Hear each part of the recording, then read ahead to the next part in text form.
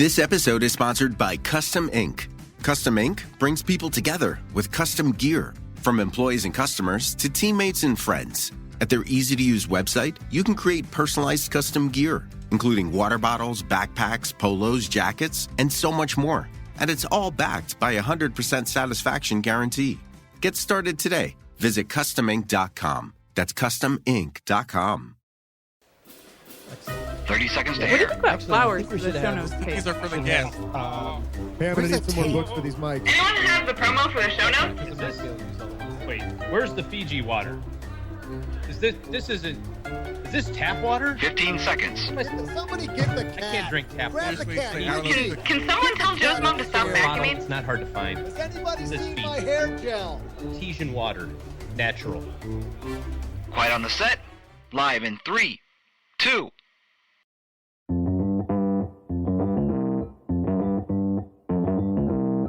Live from Joe's mom's basement, it's the Stacking Benjamin Show.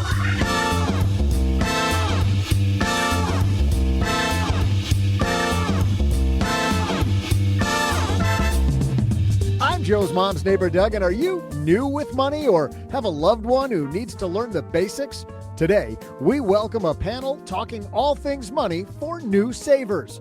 Joining us, say hello to the author of the hit new book, First to a Million, Dan Sheeks.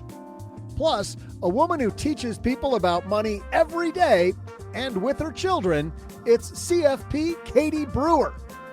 And our own guy teaching 3 kids about money, OG. But that's not all. Halfway through today's show, we'll see which of our contestants can slay my diabolical trivia question. And now, a guy who someday will learn about the basics himself, it's Joe Saul-Sehy. Hey Stackers, happy Friday to you. I am Joe Saul-Sehy, Average Joe Money on Twitter. And you know what's funny, Doug, is when I was a financial planner, we used to have, Fridays out, happy hour after a long week. And we'd have these fun discussions about things your clients would not want to have you say. Like when they would say, man, I'm new to this. They wouldn't want to hear you go, yeah, that's 2 of us, So I hope I know, to your point in the intro, I hope I do know the basics. If I don't, our whole panel's in trouble. Actually, they're not in trouble because it's not my panel. We do have experts here with you today. Let's introduce them. First of all, the guy across the card table from me, Mr. OG is here. How are you, man? Just another beautiful day in paradise. The key question for you is, how do you teach a kid to not run the car through your garage wall? That is like the key question we're asking you. I think my proudest moment of that was when my daughter said, Daddy, you didn't use any bad words that whole time. That very, very well might be a win for you, especially, I think. And the gentleman is here all the way from Denver, Colorado. It's about time we had him on. We've been talking about having this guy on forever. Dan Sheeks is here. How are you, man? I'm doing okay. I'm kind of freezing my butt off. It's 9 degrees here in Denver right now, and it's snowing as we speak. So, God, I feel bad, Dan, because it's only like 72 here, and I'm freezing too. It's like horrible. I had to put the air conditioning on. It was getting a little sweaty. Well, let's talk just a second, Dan, not about the weather, but about your book, because you're creating Sheeks Freaks. Am I wrong? You are not wrong. You are dead on right. Sheeks Freaks, they're out there.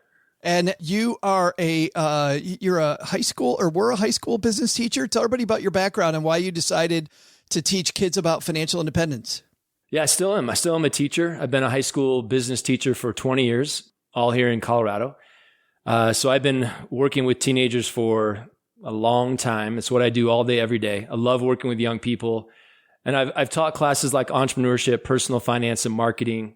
So that's kind of my jam, is talking to young people, getting them interested in their financial future, trying to incentivize them to take action now rather than later. And that's really what the book is about. The book is specifically for young people, and it does have some basic personal finance education, in it, which is very important. But really, my book goes to that next level and talks about early financial independence. What is that? How would you achieve that? What are strategies, topics, concepts around early financial independence or early financial freedom? You yourself got interested in reading the introduction to your book. You got interested in financial independence. How did the light bulb come on in Dan Sheeks' head? Yeah, it was a combination of a few things happening all at once. I met my wife. This was about 8 years ago. She was just starting to get into real estate investing. I had one property at the time. We found a community called Bigger Pockets. We found a community called Choose-a-Fi. And we went down that rabbit hole of early financial independence, real estate investing, passive income, mindset, entrepreneurship, the whole thing, and never looked back. And that's the story. That's super exciting. And the amount, by the way, you can accomplish in 8 years, I would think is just amazing, just with mindset. You know, it is. At this point, 8 short years later, my wife is retired. I'm semi-retired. I work half-time as a teacher now. I run the community on the side as more of a passion project, and we get to be at home pretty much all the time with our son, which is huge for us. We're super happy you're here with us. Let's introduce everyone to the third member of the panel. Anybody who's been a Stacking Benjamins fan for a while knows this woman, and she is a frequent flyer card to our Friday episodes. CFP Katie Brewer from Your Richest Life Planning's here. How are you, Katie? Yeah, right here. I've got a secret frequent flyer card. Yeah. I'm doing good. You are raising kids of your own. Are they teenagers? I've got the one in middle school, which is the funnest years when everything you do is wrong and everything is met with humongous eye rolls and overreaction. It's fun stuff. No. The best part's coming. Yeah, that's what I hear. My spouse, Cheryl, and I met coaching middle school track, and maybe it's because I wasn't the parent, but it was super fun coaching middle schoolers. I absolutely love those days. So yeah, they're little weirdos, but they're fun to be around. We've got Katie here, who's teaching a weirdo, Dan teaching a bunch of weirdos, OG with 3 weirdos. Is it polite to call kids weirdos? I don't know. Freaks. Little we should call them Ferraris. freaks. Call them freaks, yeah. Yeah, we'll call them freaks. We'll call them Sheeks freaks in the making. So, or Ferraris going through OG's garage, one of the two. But before we do that, Katie, it's been a while since you've been on. Did you know that before we start every episode, we have a very important discussion? I do now. Yeah, we always talk about this. I just learned Discover credit cards do something pretty awesome. At the end of your first year, they automatically double all the cash back that you've earned. That's right. Everything you earned doubled. All the cash back from eating your favorite soup dumpling restaurant doubled. All the cash back from the trip where you sort of learned to snowboard also doubled. And the best part, you don't have to do anything ridiculous to get it. Nope, Discover does it automatically. Seriously, though, see terms and check it out for yourself at discover.com/match. I heard a great quote yesterday, which was that if you're feeling stressed, that means that you've lost the moment, that the future has become so irresistible that you're worried about that and you're not living today. And how often do we do that, stackers? We're worried about the economy, the markets, worried about all these things out of our control. And yet the one thing we can control is right now. Now, something that's helped me a lot in this area has been meditation. What I love is there is a network of shows that has been created by Katie Kremitzos and her team. It's a women's meditation network. And it's funny, these shows are not even made for me. They are made for women, and I absolutely love them.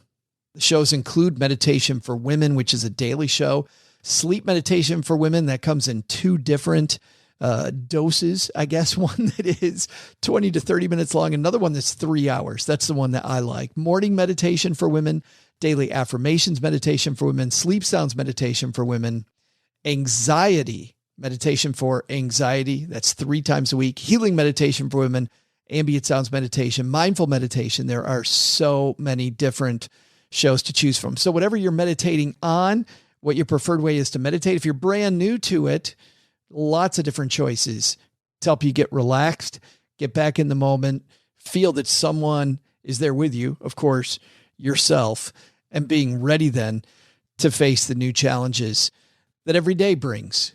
So go follow the Women's Meditation Network.com. Look up any of those shows that I mentioned, wherever you're listening to me now.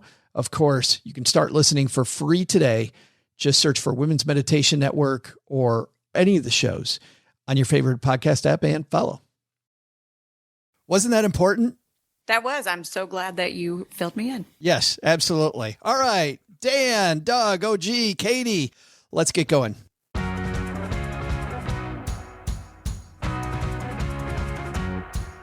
Our discussion is going to focus on a piece that I found from the Ramsey Company. Long time since we've talked about Dave Ramsey on the show. We're not going to really talk about Dave Ramsey as much as we're going to talk about this piece because it kind of addresses where we're headed. And it's Personal Finance for Teens, how to teach teenagers about money. And we're going to riff off this a little bit. We'll link to it in our show notes if people want to follow along at stackingbenjamins.com. But before we even get to anything that's in the piece, Dan, I want to start with you. Wrong ways to teach teenagers about money. You talk to teenagers every day. What are some of the wrong things you see people doing when they approach teenagers about learning about money? There's a lot of things people are doing wrong. So I talk to a lot of parents as well, honestly, parents of teens. Yeah. So if you have a teenager and you want them to fail with money, then I would say, don't let them get a part-time job. Don't let them get a credit card. Don't let them pay the bills of the household. Don't have money conversations. I could go on. Basically, just be like a typical American family and keep money conversations off to the side, make it hush-hush, keep it secret, and don't involve your kids and what's going on. Every household is a small business. Don't include them in that. And then you will be successful at raising a financially illiterate adult. Kudos to you. Good job. Yes. I want to ask about one of those because I know some people stop the car. I've been doing this long enough, Dan, to know when you said credit card, don't let them have a credit card. There's a bunch of people listening to this like, hell no, my teenager doesn't need a credit card. Why does a teenager need a credit card? I recommend they get 3, honestly. Now, step 1 is to teach that teenager how to use a credit card responsibly. All right. So let's make sure we're on the same page. Teach them how to use a credit card responsibly, which may start with a debit card or a secured credit card. But once they are responsible with it, they know how to use it, then credit cards are an amazing tool to build credit, even at a young age, even before age 18, honestly. So I recommend to the young people I work with, I recommend they get a first credit card the day they turn 18. Roll out of bed, go to the computer, apply for credit card number 1, get credit card number 2 when you turn 19, and number 3 when you turn about 19 and a half. Use every credit card every month, pay them all off, the entire balance on time every month, and your credit score will skyrocket in a matter of a couple years. Do you like mom or dad giving kids access to their credit card to build that credit earlier, before 18? Absolutely. That's the only way to do it if they're not 18 yet, is to add them as an authorized user on a parent's credit card, which is something, it's a hack. And it's a hack that I encourage parents to do. Katie, different question for you. I know there's a lot of people listening, and they're listening because they don't feel like they're good with money yet, right? How can I be a role model for other people if I don't have my act together? What do you say to those people? I feel like if you discuss how you learned about money and then what you've learned over the years, even if you're not like perfect with money, I feel like that helps just instill the ability to have conversations about money and just not avoiding it.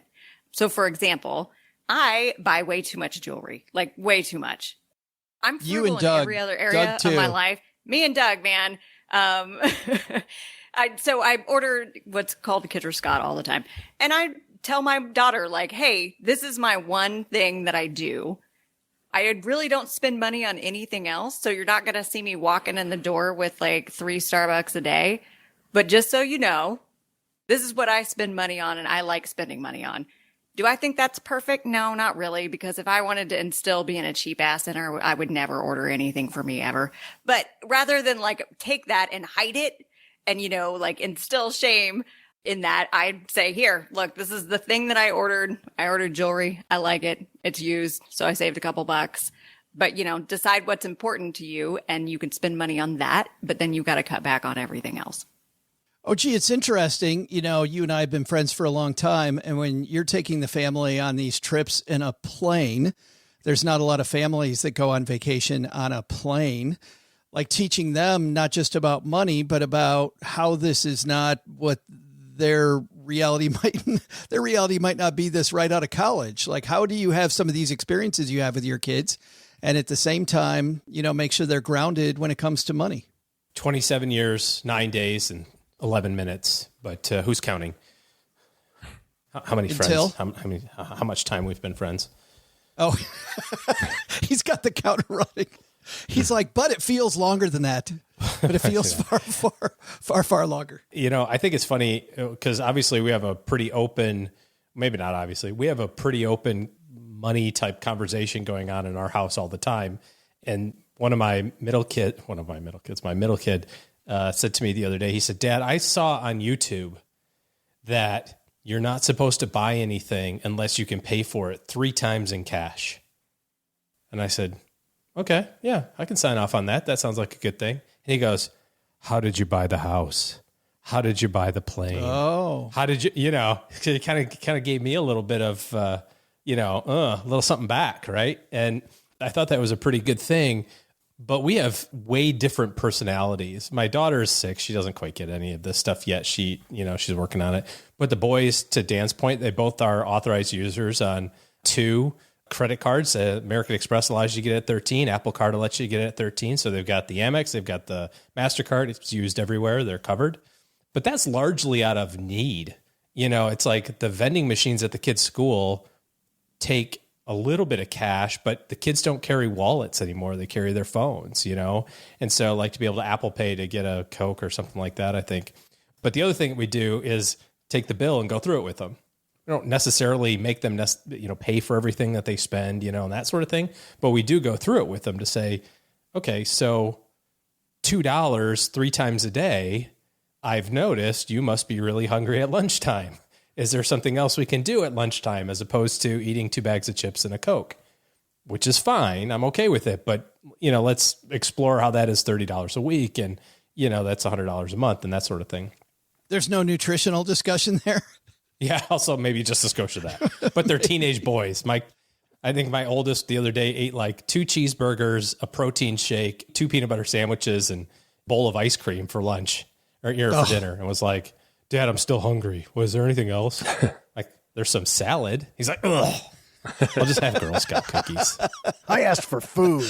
I asked for food, not rabbit. Salad is what my food eats, Dad.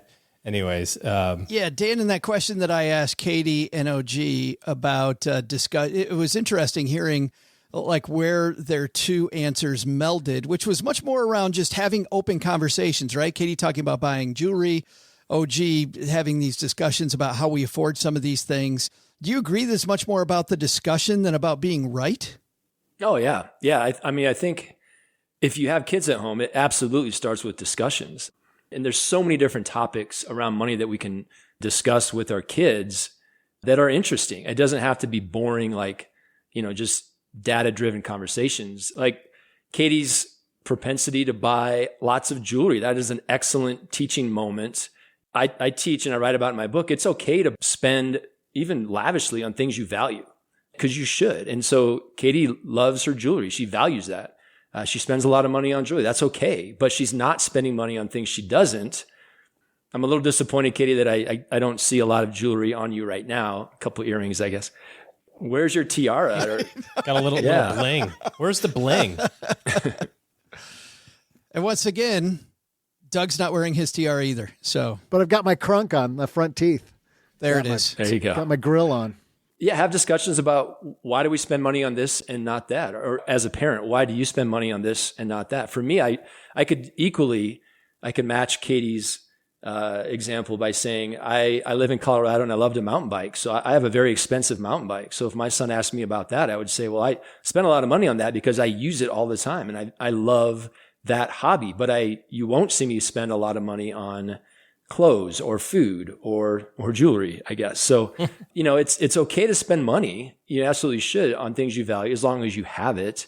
And then, going over the credit card statement, conversations in the house with his kids, looking at each line item and having discussions around how can we save a little more money? What's another option instead of what I see here is maybe not the best way to do it. Let's talk about some other options that may be better, may help us save some money. It does start with conversations, absolutely. Just the other day, we had the opportunity, teenagers are not really fans of talking, except talking back. That's their favorite activity. But they usually do it in a grumble, like mumbling type of way, just far enough that you can't swat them for talking back, but close enough that you can hear what they're saying. But on occasion, you get that kind of perfect scenario where the iPhone has died, you're sitting in traffic, and the song sucks, and they have to engage in conversation. And the other day we were talking, my son and I were talking about taxes. And, taxes are not a super fun topic to talk about at any time, but it is tax time. And he just asked a real simple question, which was, how do I know how much to save for taxes? Like, how does that work? Because he's going to start working this summer. He's 15. And so he's like, what's the mechanism for that? And it was a real tactical question, but it was something that was really interesting for him because he's our one that kind of plans and is a little bit of a worrier. And it's like, I wouldn't know how to think about this. And I said, oh, well, when you get paid, they take a little bit of money out of your paycheck and you're responsible for kind of keeping track of it. But, at the end of the year, they send you a statement and so on and so forth. And he's like, so if I made like $1,000 a week, I might only make really 800. And I'm like, yeah. He's like, oh crap. So like that, all of a sudden, and then I got to save from that. And I said, well, now you get it, and so you can use a lot of those real life things that we go through as parents and as adults to have as an entree into kid world. I had a client, OG, when I was a financial planner who would deduct taxes from their kids' allowance. Yeah, we do it for Halloween candy. He would withhold taxes and the kids would get mad. What are you doing? And it would go into a giving jar and then they would decide where to give it later on. But he wanted them to know that the tax Department of Defense. That's right. He's sending it to knock down more balloons over Michigan, making sure nobody's spying. He's sending it on Doug. Urban Development or whatever. I want to dive into one thing, Dan, that you talked about, because it's the first thing that the Ramsey organization puts on this list of things to teach kids about money. They start off with earning money. Dan, is that where you start? Is teach your teenagers about earning money? Is that the first step? I would say so. I mean, it's not the first step, but it's when they get old enough to actually, say, do some chores around the house or perhaps get a part-time job, then I strongly believe that you should, as a parent, you should almost require them to do something. It doesn't have to be, even if they're just babysitting a little bit or mowing a lawn for a neighbor, they're earning some kind of income so they can get that value of $1 and really know what that feels like. But many young people some of them are extremely busy with sports or clubs or church, and that's great. But there's always time to do something. Some of them have a lot of time on their hands. And so a part-time job or a full-time job in the summer is something they absolutely can and should do. And so I highly recommend that. And, like Josh was talking about his son getting a paycheck and taxes are withheld automatically. And so getting an actual W-2 job, I think, is awesome. That's a great way to do it. But then also having conversations with your teenager or child about what are some entrepreneurial ways, some side hustle type things you could do to earn some extra money, like babysitting or mowing a lawn or shoveling or walking some dogs or house. There's so many examples that are more self-driven. YouTube gamer. Yeah. Fortnite streaming. A legitimate way to earn some money. Yeah. But mom, I'm going to be an influencer. I'm an influencer. I've got 7 followers on Twitch. I got 7. Yes. Yeah. Same here. Well, no, that's what I'm saying. They could have Twitch, people following them, and they are an influencer with Minecraft. They could be making money and playing games. Katie, what do you think about that? Oh yeah, that's apparently my my niece and nephew. That is what they're going to do when they grow up. I hope that works out for them. The key, Katie, with Minecraft is to trick them into teaching you how to make TNT, and then make it, leave it all over their map, and light it up and watch everything explode. Are you kidding me? And then you go, oh, I'm sorry, I didn't know. And then they're back to the square one again. That is so evil. You're the worst, Josh. I know. Boy, I can't figure out why OG's kids don't want to talk to him. Why they grumble. I have a video of actually doing that where the kids, I think the boys were like, we had just moved to Texas, so I think they were like 6 and 4, and they're like, no, just sobbing uncontrollably because that is amazing. I TNT'd all of I was like, I didn't know. I thought you were just supposed to dig with this. And they're like, that's activating the TNT. Hey, if you guys don't mind, I have more questions about earning money. Katie, I realize this has turned into Minecraft pod. Welcome to Stacking Minecraft podcast. Katie, earning money. Kids start earning money at a young age. What are we teaching them about life? What are some of the skills you think that teaches kids by having a job? You know, one of the things Josh was talking about how he has a worrier. I also have a worrier. So I think honestly, like having her just do something that's not the thing that she wants to do with her entire life, that she might not be 1,000% perfect at, but it's just something that she can do and she can earn money from, I think is super helpful. There's a lot of like children's personal finance stuff that talks about boring adult stuff that has nothing to do with them. I think as soon as they have a little bit of income, then suddenly the amount of interest goes from 0 to maybe like 90. Then they're a lot more open to like actually talking about, okay, well, what do I do with this? And do I need to set things aside? And how much should I be spending versus savings? And you've probably been talking to them about that the whole time, but it's a lot more relevant to them as soon as there's actually money in their pocket to make those decisions with. Oh, gee, I think there may be a bigger downside, just listening to Dan and Katie, might be a bigger downside to not having your kids bringing in money. Like, I feel like if they don't have any work experience, they don't have any experience bringing in money, then these skills they need to learn that float downhill from that, right? About saving, about not wasting money, like those, you can't teach any of those if they're not bringing in money. We've paid the kids for just about everything except doing the dishes and making their bed. You know, anytime they do anything around the house. In fact, almost now, we just had it a couple of weeks ago. My son wanted to buy an NFL jersey. And I said, okay, I think that's or a sweatshirt. And I said, it's a little silly. You know, you live in Texas, you're growing like a weed. But yeah, you should definitely spend a whole bunch of money on it. And B wanted to, so that's fine. And I said, well, it's got to be your money. And he said, well, how many windows would it take? And I said, well, how much do you want to charge? How much do you charge me for a window? And he's like, $10. And I'm like, no way. And I like went back to my phone. And he's like, $8? And I'm like, not listening. And finally we got down to like 5. And I said, all right, 5. And he's like, Dad, 6. That's a lot of windows. And I said, okay, we can do 6. And so he sat there for half the afternoon and went through and washed the inside and out of all the windows, which was great for me. And then he turned around and sent me the link on Amazon and said, here's what I want. And I was like, boom, done, chipped it, end of conversation. And now he might realize in 6 months from now that was a lot of work for that payoff, that he wore that sweatshirt 3 times and now it doesn't fit.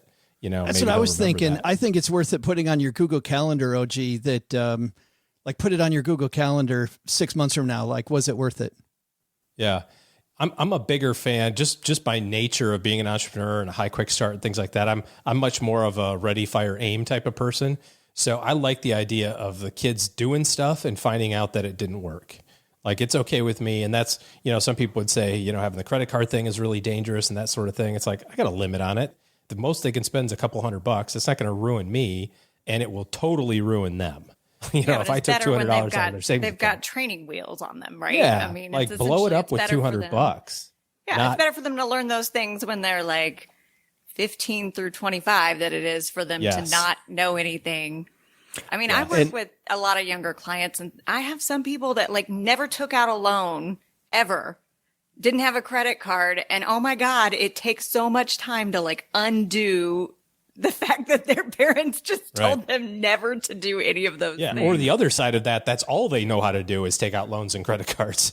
And they don't know how to pay any of it back. And you're like, that's part of it too. There's no right or wrong way to do it. But I think the overarching theme I think that I hear is that the idea of just keeping it a secret's not going to do anything. You got to have space for kids and young people to explore this.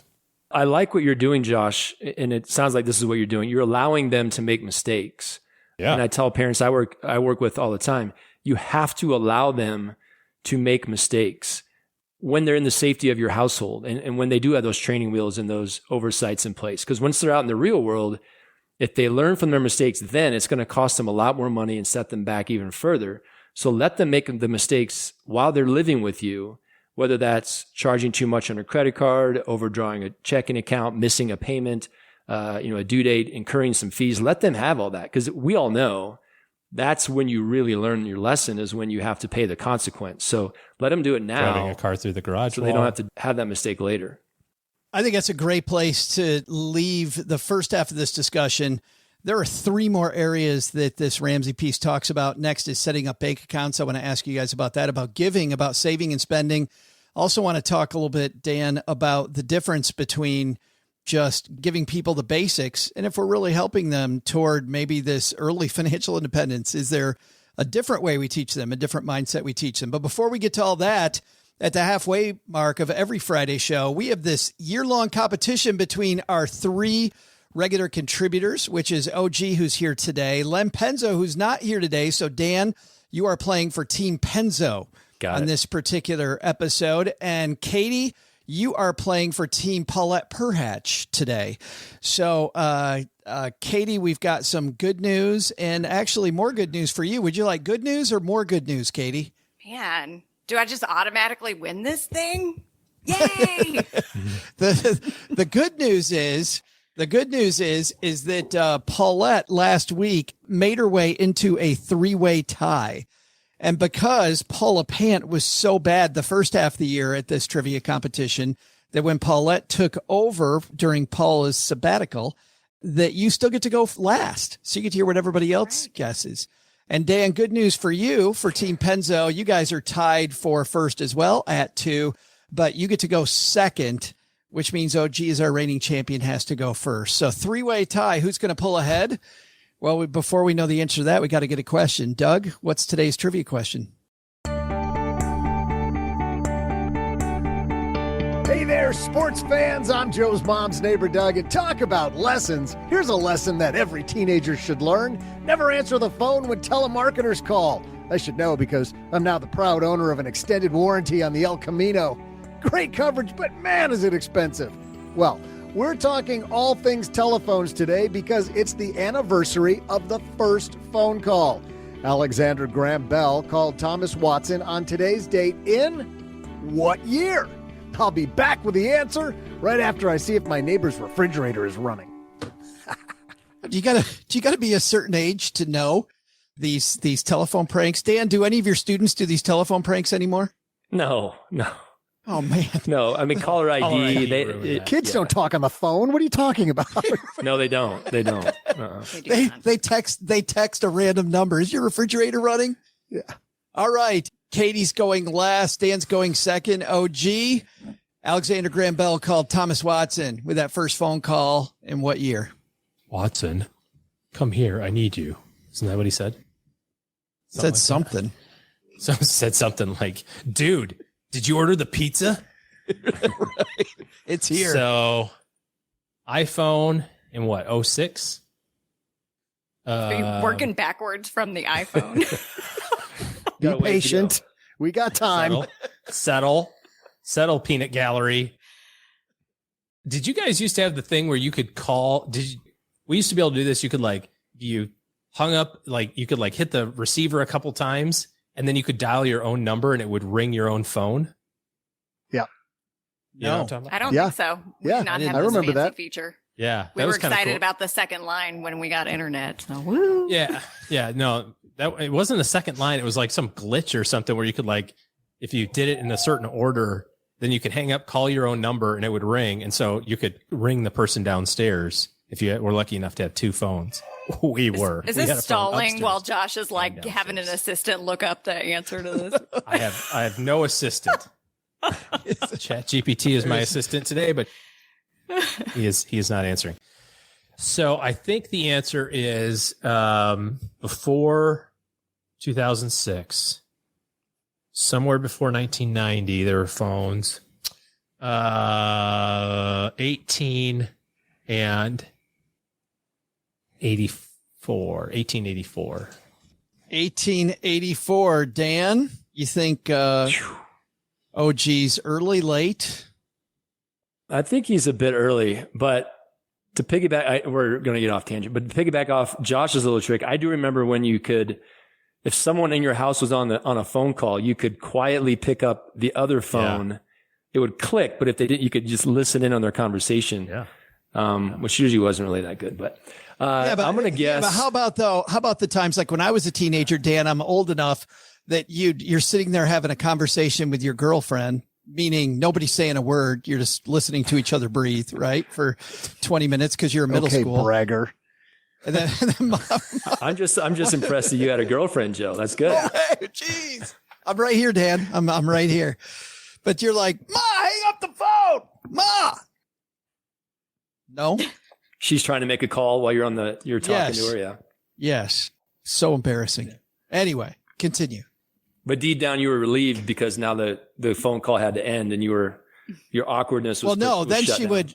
Well, yeah, she would hang up, and then we could just both talk about how dumb our parents are, which is yes, fantastic conversation. Topic of discussion. I don't think that's ever. Yeah, that one's never died. Trivia. I bet they were doing that people. in 1884, even without phones. OG. I'm going to go 1920. 1920. 1920 first Shot in the phone dark. call. Shot in the dark. Katie Brewer, what do you think? I'm going to say 1912. Splitting the difference. Is there a reason, a thought process? No, actually, I was thinking somewhere around 1910 to 1920, and Dan just, robbed that from me. So I'm just going to go a couple years earlier. There we go. That was very friendly. At least you didn't nudge up next to him with the year right next to him. All right. We've got them locked in. We've got 1884, 1920, and 1912. Those are our three guesses. We'd love to tell you who's right, but we don't play that way. We'll be right back. The Bulwark Podcast focuses on political analysis and reporting without partisan loyalties. I always try to separate the hype from the reality, but this is a big deal. Every Monday through Friday, Charlie Sykes speaks with guests about the latest stories from inside Washington and around the world. How do you spend 7 years in this fever swamp every single day and not lose your mind? Conservative, conscientious, and civil. There's no such thing as risk-free going into a war zone. The Bulwark Podcast, wherever you listen.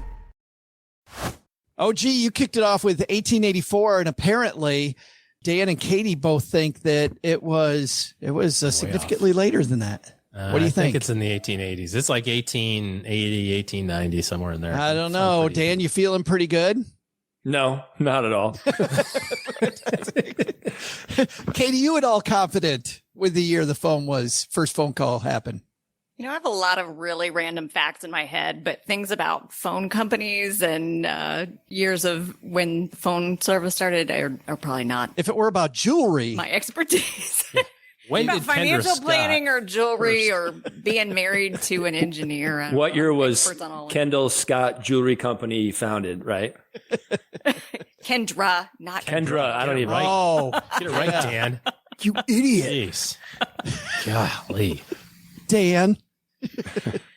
Not going to be part of the jewelry freaks. They'll be part of the five freaks, but not the jewelry freaks. Well, let's see who's right. Is OG closer in the 1800s, Dan 1920, or Katie around 1912? Doug, you've got the answer, man. Hey there, stackers. I'm telephone prankster and party line aficionado, Joe's mom's neighbor, Doug. We all know that the first call was from Alexander Graham Bell to Thomas Watson, but what most don't know was that the second call was a butt dial from Bell. You know how hard it is to butt dial a rotary phone? Maybe no truth to that, but on that first call, Bell said, "Mr. Watson, come here. I want to see you." Of course, Watson hung up before finding out that he too was being offered an extended warranty from Bell. But that's history. So when did this phone call happen? It was today's date. In the year, well, I'm not going to say that. What I will say was that Dan was 44 years off, Katie was 36 years off, and OG was just 8 years off because the first call was in 1876. Earlier than any of you guys thought. The phone's been around forever. Well, he calculated all of that from when did the iPhone come out. Starts with the iPhone. Yeah. All came from Take the the square iPhone. root of iPhone. You totally get it. It's obvious. It's all science, people. That whole segment is science.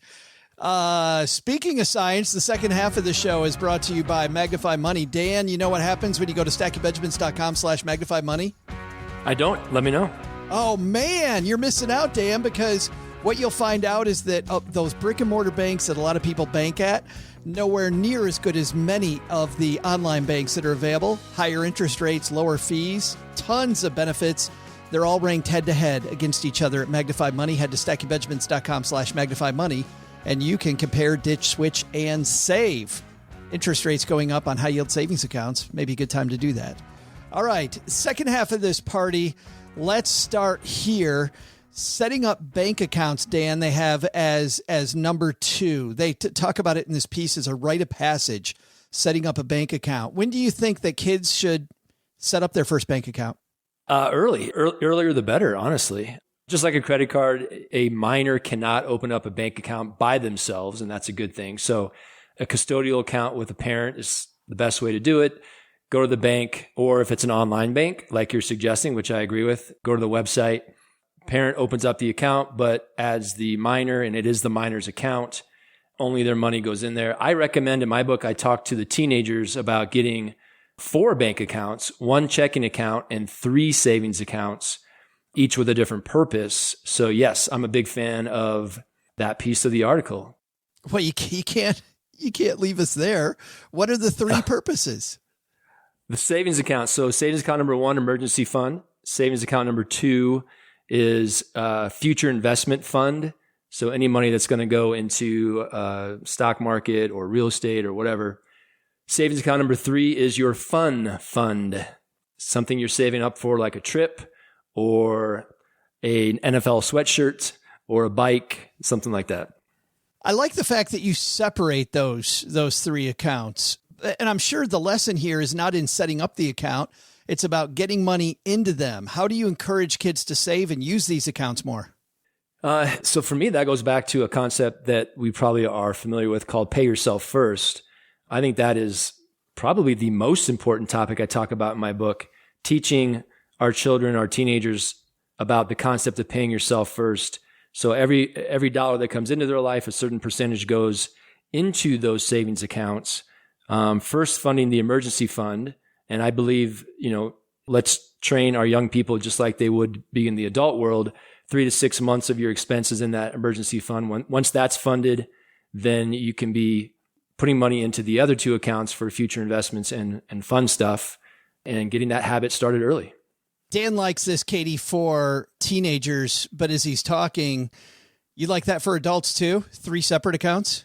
Yeah. I mean, I always have them do at least 2. I feel like having emergency savings mixed in with the fun money is just, it's not a great way to go because they get blurred and all of a sudden vacations are coming out of emergency savings, or they just don't know how much they actually have saved for like the trip to Hawaii or something, or Disney World, or wherever it is that they go. And also honestly, I like being the financial planner that gives people permission to use their money and not just like, you always have to be investing it. And so I feel like that's a really important thing to, if no one's ever taught them that before, to teach them it's okay. You can actually use some of your money. Just don't use all of it. Yeah. Reach the goals and then live your life. OG. So my comment on the bank account piece is I love setting up a bank account for kids and as quickly as possible showing them how little money they're making by having their money sit in a bank account.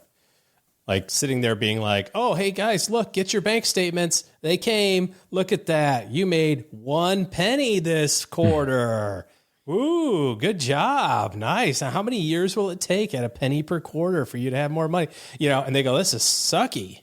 I want my kids to recognize that you have to have savings for emergencies, but no other purpose. Like all of the rest of your money, if it's goal related, needs to be invested. And your best place to put your money is in the ownership of great companies and all of the companies that they do business with every day, right? We're talking about Minecraft. The kids do business with Xbox and Microsoft. They do business with Apple and Amazon. All of these places that they already do business with, we want to be owners. And I got lucky in that my boys were taught this like from 2016-ish through 2022. They watch nothing but the market go straight up. Then they got a great lesson in 2022 when the market went straight down. So that was a good part of that as well. But I want that transition to happen pretty quickly. Not that we have this rash of people in the United States or across the globe having way too much money in their checking accounts. Like, that's not the issue that we have, of course. But the earlier that they get started on that compounding journey, the better, for sure. But this is a great question, and not just about teenagers, but we did a story a few weeks ago about the fact that Gen Z has done a great job of investing, has done a fantastic job investing. And a lot of people credit that to the fact that the stock market has gone up a lot during their lifetime. Until last year, it just continually went up. So it was natural to want to get involved in that. And plus, with the advent of zero fees and the excitement of Robinhood, right? We see a lot of teenagers that look at this as fun. And man, investing, I could get rich tomorrow when you couple that with social media. So here's my question to all three of you.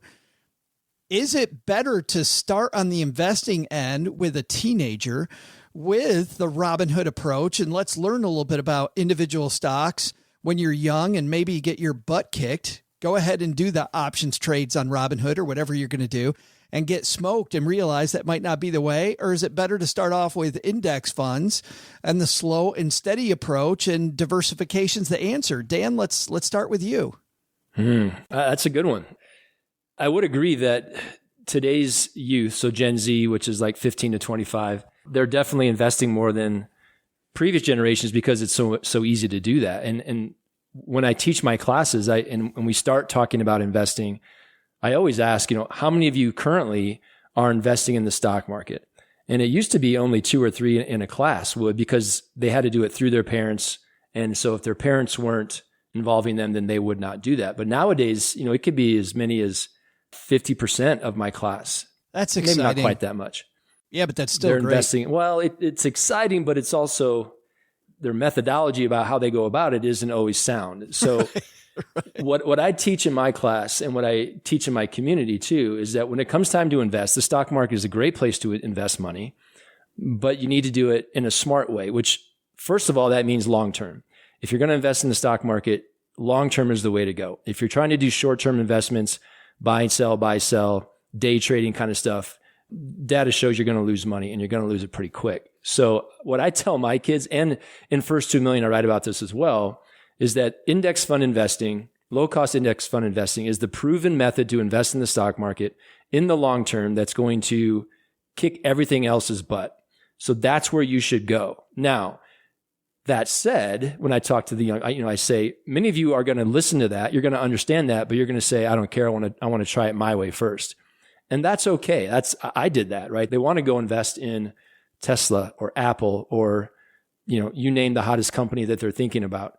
And they want to try to make money, say day trading or, whatever they might want to do.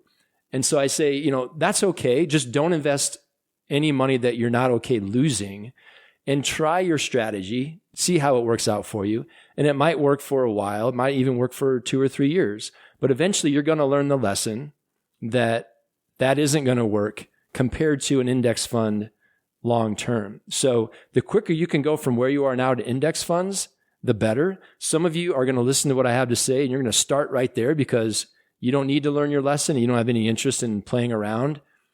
Some of you, it's going to take you a few years before you learn your lessons enough that you're like, okay, I guess index funds, as boring as they are, they're not sexy. That is the best way to go. And, I talk about how Warren Buffett says index funds are the best way to invest for 98% of Americans. So I give them the freedom to do what they want because, again, it's their money, it's their life.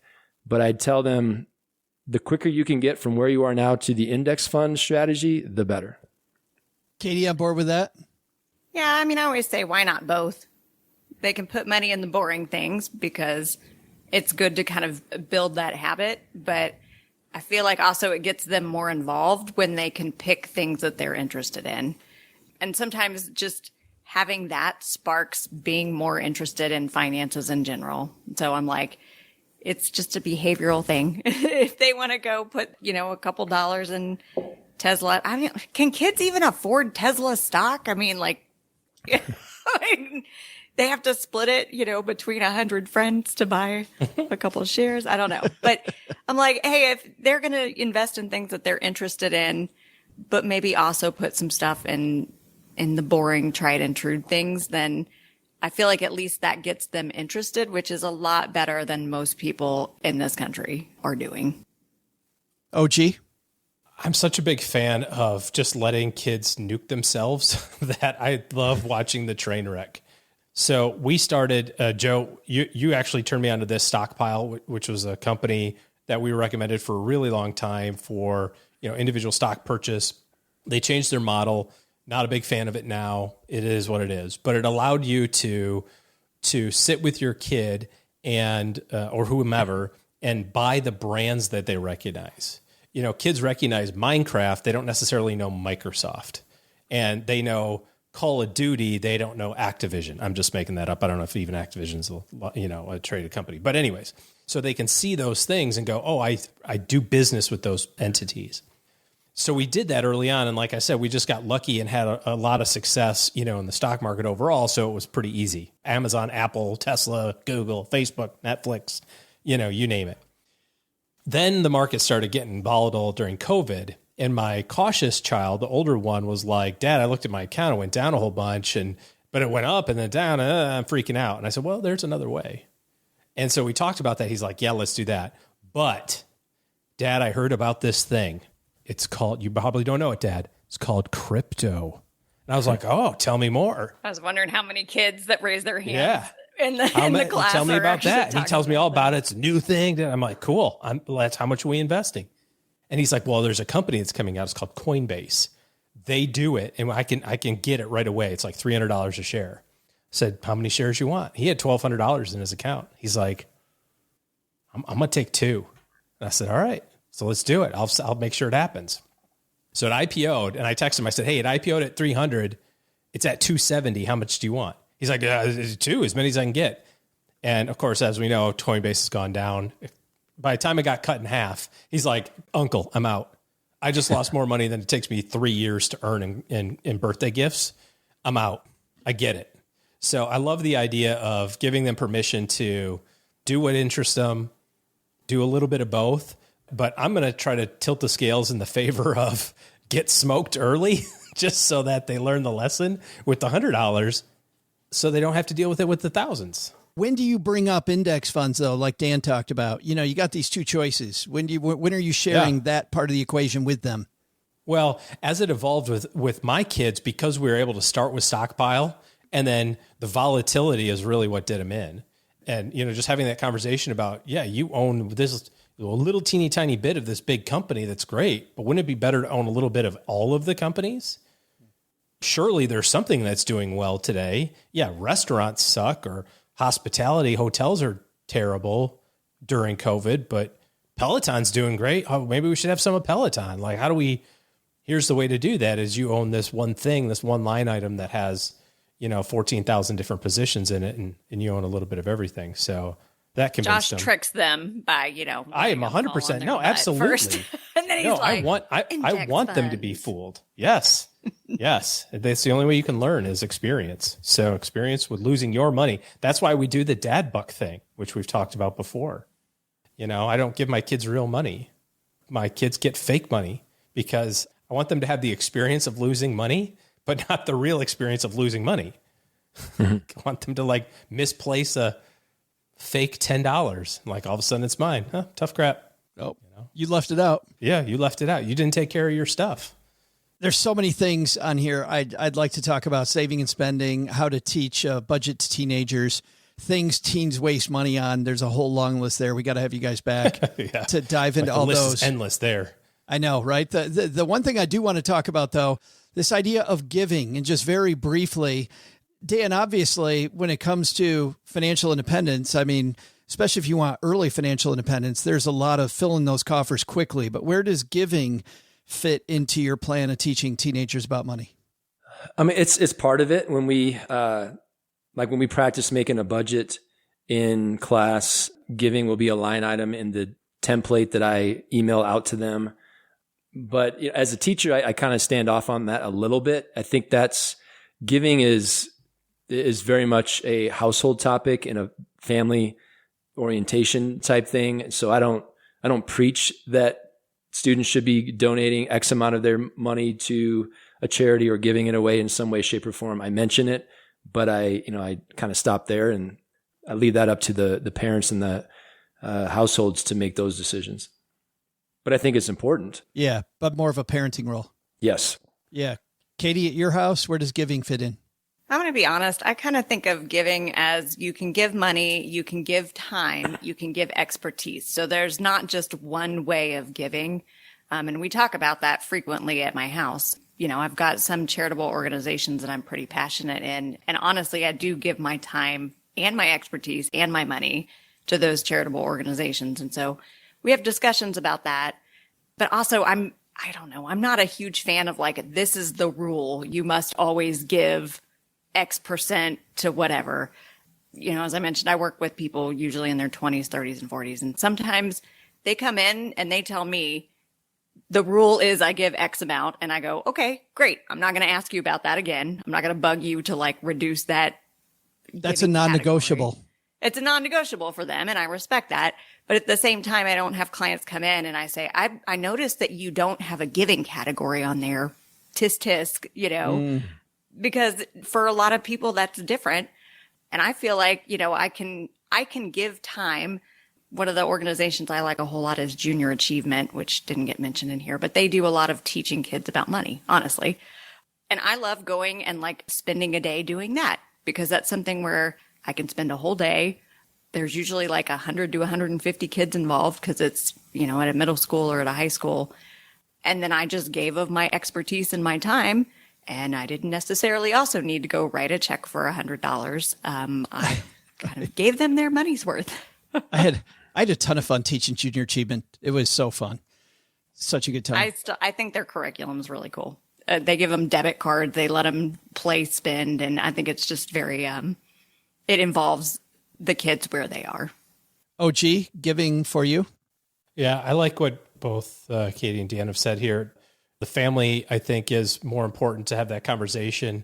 And Katie, you know, not to repeat what you just said, but really the most important thing that you can give is your time, because you can make more money. You can, you know, wait till you're dead and donate tens of millions of dollars or whatever. But that hour is worth, you know, you can never get that hour back. And to spend that time or spend that day, you know, in something that you care about is probably the most important thing. And frankly, from a kid's standpoint, you know, Dan, you were talking about the kids having jobs, but they're in school or obviously they're in school, but they have sports or they have club activities or whatever. It's like, no, it's totally fine to be busy. And so you take that hour on 2 hours on a Saturday.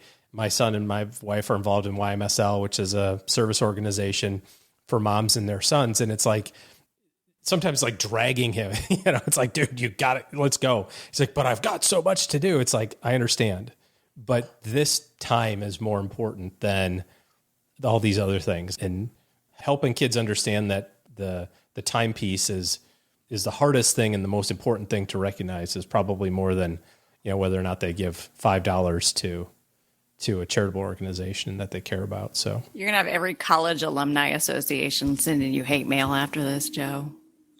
They're like, we don't want your time. We want your stinking money. We want your money. Well, college, that is true. But for most organizations, like, what are we good at? Like, we're good at writing. We're good at social media.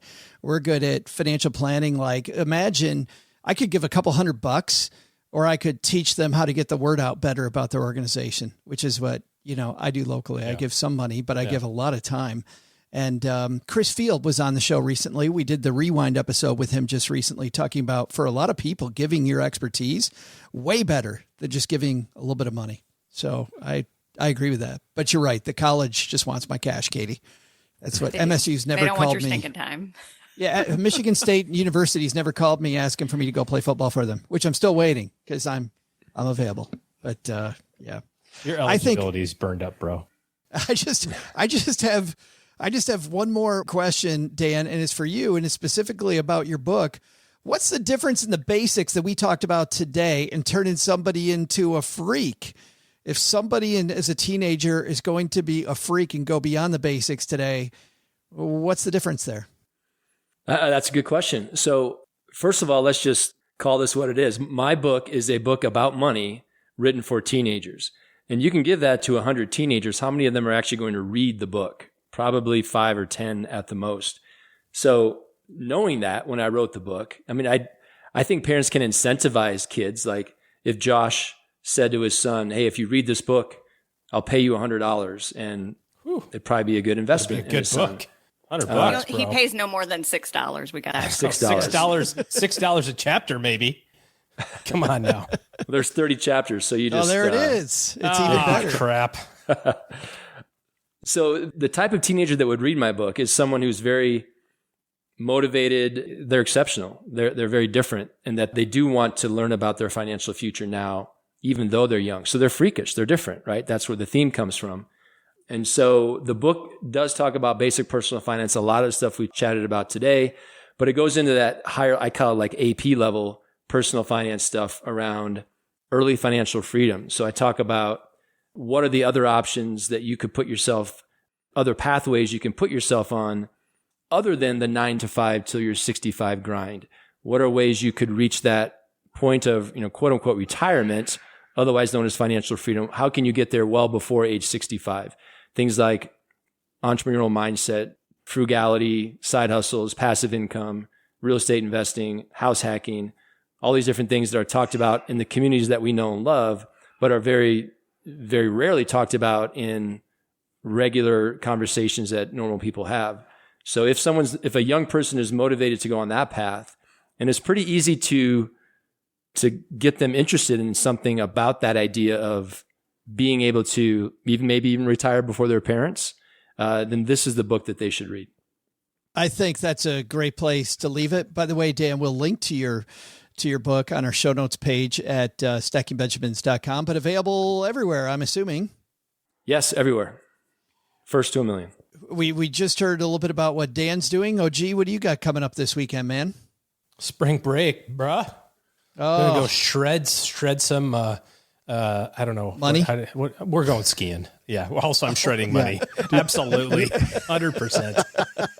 That's what, first thing that came to mind. I feel like I'm actually supervising. This is the year that I'll be supervising. I think I'm past the elasticity of my ACL. So I feel like I'll just maybe just kind of slowly meander down a hill a couple, 3 times and sip champagne at 8,000 feet. You're over 30, you're not shredding anything on the ski hill. Yeah, except my ACL, basically. Except the ACL. So I don't want to do that. I like my tendons right where they are.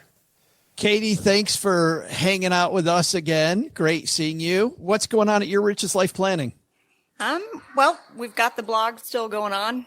It's yourrichestlifeplanning.com/blog. The latest one we put out was on money personality, which I think is quite important. And it's something that I work with clients a lot just on knowing like what their kind of default way of thinking about money or dealing with money or not thinking about money and dealing with money is. And then also with couples, sometimes it's the same and sometimes it's not. And knowing about it ahead of time can help to know when greater help is needed before it blows up things like marriages. That's fabulous. And so few people want to dive into that. It always frustrates me. People are like, no, let's just talk about investing. I'm like, no. We got to get deeper than that before we start saving money. Yeah. And that's it's a helpful tool for people to know about themselves. That's yourrichestplanning.com/blog. We'll link to Dan's book. We're not going to link to the YouTube footage of OG shredding his ACL. We'll leave that alone, but we will link to Katie's blog. We'll put that on show notes at stackingbenjamins.com. Shred some cocktails at the ski bar. You can shred that, right? All right. That's going to do it for this week. Doug, you got it from here, man. What should we have learned today? Well, Joe, first, take some advice from the panel. Don't let your teenagers get a job. Don't let them establish credit. And whatever you do, do not talk about money and finances. See, I was paying attention. Second, our panel said a lot of words. I think I heard something about teaching your kids to invest early. Hey, pro tip, sure, index funds are the best way to go, but they're boring. So be sure to check the latest meme on TikTok for advice. But the big lesson? Don't try and prank call me, stackers. I'm on to the whole, we're calling to confirm your dentist appointment. You know how long it's been since I visited a dentist? You're going to have to up your game, scammers.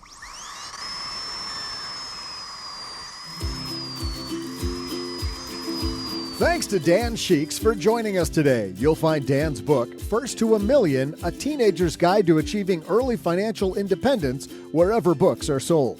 We'll also include links in our show notes at stackingbenjamins.com. Thanks also to Katie Brewer for hanging out with us today. You'll find Katie at yourrichestlifeplanning.com. Thanks to OG for joining us. Looking for good financial help? Head to stackingbenjamins.com/OG for his calendar. This show is the property of SP Podcasts, LLC, copyright 2023, and is created by Joe Saul-Sehy. Our producer is Karen Repine. This show is written by Joe Saul-Sehy with help from me, Doc G from the Earn and Invest podcast, and Lacey Langford from the Military Money Show. Kevin Bailey helps us take a deeper dive into all the topics covered on each episode in our newsletter called The 201. You'll find the 411 on all things money at the 201. Just go to stackingbenjamins.com/201. Tina Eichenberg makes the video version of this show. Once we bottle up all this goodness, we ship it to our engineer, the amazing Steve Stewart. Steve helps the rest of our team sound nearly as good as I do right now. Want to chat with friends about the show later? Mom's friend Gertrude and Kate Youngkin are our social media coordinators, and Gertrude is the room mother in our Facebook group called The Basement. So say hello when you see us posting online. To join all the basement fun with other stackers, type stackingbenjamins.com/basement. I'm Joe's mom's neighbor, Doug, and we'll see you next time back here at the Stacking Benjamin Show. Not only should you not take advice from these nerds, don't take advice from people you don't know. This show is for entertainment purposes only. Before making any financial decision, speak with a real financial advisor.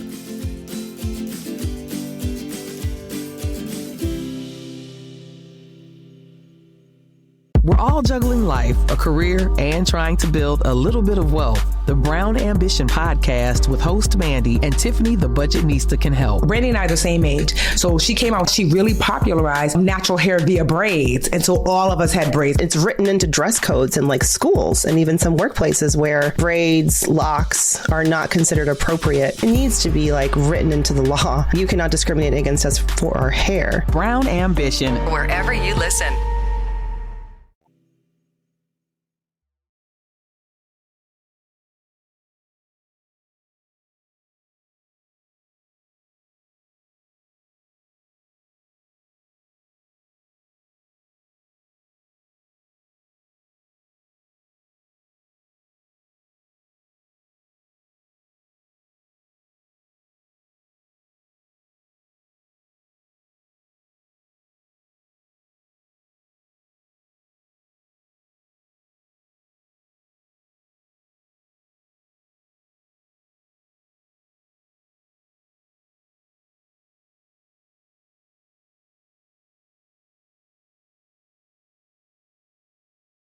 Welcome to the after show. You know, we talked about kids learning the basics of money. We talked about just man, and not even really teenagers. A lot of stuff we talked about today, just anybody learning the basics, regardless of your age. It's good stuff. We also talked, Dan, you talked at the end about kids, about teenagers getting ahead, right? I love the AP analogy. That's fantastic. If you want to get AP level, financially sound with your money. I want to go the other way though, man. When I was a teenager, we would do some dumb stuff, just some hilariously dumb pranks. My favorite, you know, we talked about how you can't do the telephone pranks we used to do when I was a kid.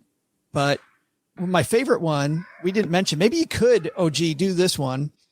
I call up you, Dan, and I go, yes, is Mr. Smith there? And then, Dan, of course, you would answer. No, there is no Mr. Smith here. Oh, I'm very sorry. And I hang up. And then I call him back like 5 minutes later. Yes, I'm calling for Mr. Smith. And now Dan's a little pissed, right? A little bit like, oh, no, I told you there's no Mr. Smith. Oh, my bad. I'm sorry. I call back 5 minutes later. Calling for Mr. Smith. I told you twice, kid. Stop calling for Mr. Smith. Like, stop it. And then I grab my buddy's phone and I call back 3 minutes later and I say, this is Mr. Smith calling. Are there any calls for me? And we always thought that was hilarious. And the person on the other end did not think it was funny. But you know, when you're funny. No, when you're 14, though, that was hilarious. You had to really commit to that one. I mean, oh, you had to, because I got to tell you, the third time you called, you knew you were getting it. I mean, every time we did it, you get it with both barrels. You're like, holy crap, kid. You've called twice already. There is no Mr. Smith here. Like, oh, I'm sorry. So sorry. And that those kind of pranks only worked pre-caller ID. Pre-caller ID. Yeah. Well, probably would not go now. No. Yeah. Oh, gee, you I was going to say that my dumb teenage stuff. I feel like that was like a level 1. Yeah. Yeah. And I'm at like level 940 based on, I have to rethink everything that I was about to say. Cause I'm like, well, that was a little docile for what I had planned to talk. Dan was talking about AP level. Let's talk about AP level stupidity. Yeah. OG. Yeah. We would go through the drinking fountains in my school that nobody used, and you'd plant ryegrass in it, and it just takes so quickly that the grass would like grow out of the drinking fountain, which was pretty fun. That was kind of a cute trick. We did like Vaseline on all the door handles. That was a little destructive. Don't do that. Oh, yeah. But our favorite thing, our senior class prank was we took one of the teacher's cars. It took an entire year to put this together. We had to get a copy of the keys from the teacher. So like everybody knew about it. One person was able to, hey, I'll move your car. And it was like, boom, I've got the keys. We can run them to the key shop, put that in reserve. And then we were able to take the car and move it into the common area of the school through the gymnasium in the middle of the night and take all the wheels off, hide them throughout the gym with riddles and limericks for each one. No. Yeah, it was no harm done. Everything was, it was as long as you don't get caught. Except Grand Theft 100% Auto got caught because I went to a private school, and in chapel, the president or whatever just started reading off senior boys' names, and he pretty much nailed like 8 of the 11. Like it was like Mr. So, Mr. Why don't you all stay after for a little bit? We have some things to talk about. And we're like, he thinks it's us. So don't do that either, folks. But as a teacher, you know who it is. Yeah, we 100% knew. I mean, it was a full on operation. It was pretty awesome, honestly. And we did it without any damage, which I think, it wasn't destructive. That wasn't the idea. It was just to be funny. So if anybody's listening to this and they recognize that from, the mid 90s as something they might've seen, you know who you are. When Dan said, we, as a teacher, we know who it is, I feel like he was looking right at me. I didn't appreciate that, Dan. Would you have been on team car theft, Doug, or would you have been on team rat out the car theft? I totally rat out the car theft. Absolutely. You're a ratter outer. Oh, yeah. I knew it. Especially if it's you. Absolutely if it's you. I knew it. You can't be trusted. Katie, were you an angel? I think I was always too practical to be a good prankster. Like I'm thinking through it and I'm like, you know what? Friends would say, let's go toilet paper so-and-so's house. And I'd be like, do you know how much toilet paper costs? My grandma told me to only use like 2 squares, use 2 squares. I think I was, I think I guess grandparents that grew up in the Great Depression. But imagine Katie, kids that wanted to TP houses during the pandemic. We had the toilet paper shortage. Are you kidding me? Man, I'd be pissed if I was a parent. I'd be like, no, you did not use that good toilet paper. Sweet toilet paper. The toilet paper people out showed there up again. Harvesting toilet paper out of the... Yeah, climbing the trees, getting it back. Heck yeah. This is still good. Neighbors running out there to take it down for them. I'll help you. I got it. Yeah, Dan, there's no way as a teacher. You probably can't tell yours because you might have a student listening. But I will. There you go. Mine's kind of in between you and Josh. I think one that I remember was my best friend and I. It was election season in our small little town and where we grew up. So a lot of the yard signs were everywhere for mayor or senator or whatever. They were everywhere. So we went around, drove all around our neighborhood, threw all these signs in the back of this is like in the middle of the night, like on a Saturday, threw all of them in the back, in the trunk of our car. Then drove over to one kid's house and just hammered his entire yard with like 200 of these election signs, which I think might be some kind of a state or federal offense now. That's like right up there with stealing mail. Yeah. Stealing maybe. signs, And so and of course we had to drive by the house 12 times to admire our handiwork, but it was pretty impressive. Is it bad to admit, Dan, that we do that every election with friends of ours still? We still do that. Some of us never grow up, Joe. Some of us never grow up. It's so fun. But you're right. I'll drive not even 12 times. I'll drive by it maybe 14 times. Come on, Doug, bring it home. What did neighbor Doug do? The best one that I can think of that I did participate in, I wasn't the ratter outer. I was a participant because I had skills. This was early college, so just a couple of years beyond high school, what you guys are talking about. But we had one guy in the house I was living in. Wait a minute. Second year of college is just a couple of years after high school? Yeah. Did you take like 5 gap years, Joe? No. Before college? I'm just glad you spent time explaining that.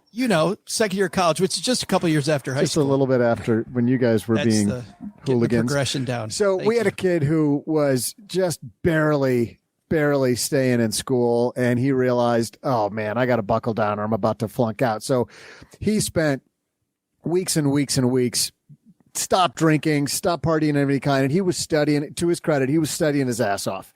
And he would go to the stacks, to the library and study until wee hours of the morning.